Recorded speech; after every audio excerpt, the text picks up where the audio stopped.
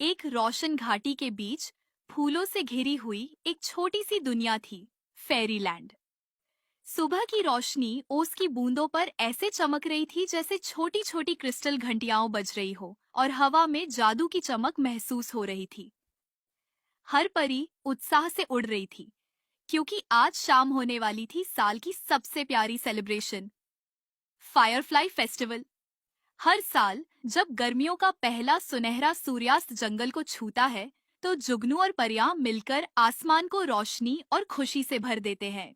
सबके बीच एक परी थी, लीना, एक जेंटल फेरी। वो फूलों के बीच घूम रही थी, अपनी वॉन्ड जलाने की कोशिश कर रही थी, लेकिन उसका ग्लो कमजोर था।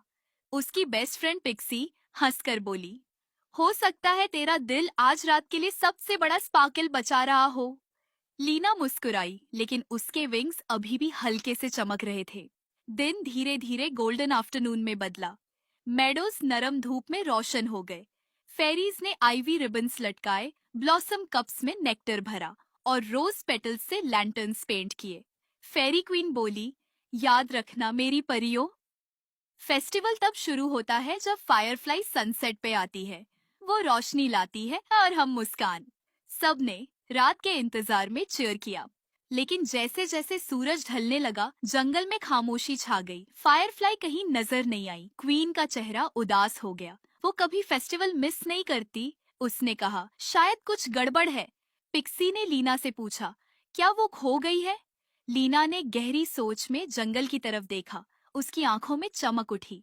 बिना इंतजार किए पत्तों के नीचे से गुजरती हुई लीना मेडो से बाहर उड़ गई। जंगल में सिर्फ हल्की हवा की गूंज थी। फिर उसने देखा, एक छोटी सी फायरफ्लाई एक फूल के पत्ते पर पड़ी थी। उसके विंग्स टूटे हुए थे और उसकी रोशनी कमजोर हो गई थी। लीना उसके पास जाकर बोली, ओ छोटी सी रोशनी, तुम्हें अकेले चमकने की जरूरत नहीं। उसने अपनी वॉन्ड दिल से लगाई और अपनी रोशनी का एक हिस्सा उस फायरफ्लाई के साथ शेयर कर दिया।